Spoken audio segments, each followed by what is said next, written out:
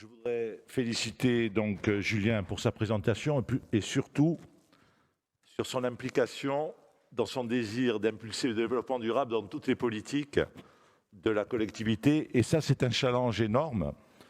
Et je regrette, enfin je peux être mal lu, qu'il n'y ait pas l'outil que je répète à toutes mes interventions. L'outil indispensable pour l'impulser, ce développement durable dans toutes nos politiques, c'est l'éco-socio-conditionnalité des aides. Et je ne l'ai pas vu.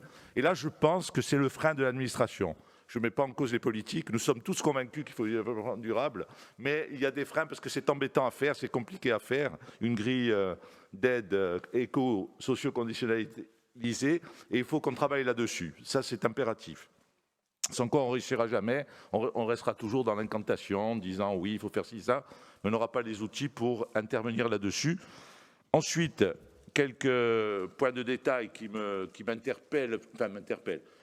Concernant l'énergie, la PPE, c'est vrai qu'on l'a adoptée en 2021, mais il y a eu des changements géopolitiques importants, en particulier la guerre en Ukraine, qui font que le gaz, maintenant, à mon avis, risque d'être abandonné pour longtemps, parce qu'il est cher, on ne le trouve plus. Donc il faut se poser la question, peut-être, d'avoir un nouveau mix qui soit à la fois décarboné et... je ne vais pas citer encore ce que je voudrais qu'on discute de quoi, mais j'en parlerai la prochaine fois. Tu te doutes de quoi je veux parler, mais je ne peux pas encore le dire. Je n'ai pas encore affiné mes connaissances là-dessus pour le mettre en débat public. Je le dirai une autre fois. Donc sur l'énergie, il faut qu'on se pose la question de revoir notre mix. Voilà, c'est tout ce que pour l'instant je dirais. Ensuite, en matière d'espace naturel, je n'ai pas retrouvé, par exemple, la stratégie d'aire marine protégée qu'on devait encore améliorer, avec par exemple la création de la réserve multisite sur l'herbier de Posidonie de la plaine orientale.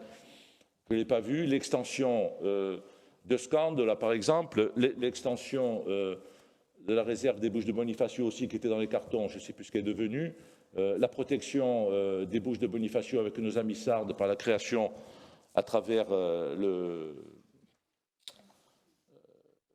crois qu'il n'existe plus, l'outil de coopération avec la Sardaigne, là-dessus, sur le développement durable. On allait faire une réserve avec eux. Voilà, ça c'est ce que j'allais dire. Sur la langue corse aussi, je trouve qu'on ne focalise trop sur l'enseignement et que nous, on a quand même 5000 employés et j'aurais aimé avoir un plan de formation ambitieux de tous nos employés. Ça aurait été bien. 5000 personnes, c'est énorme. Donc, on aurait pu avoir une action majeure dans le développement de notre langue.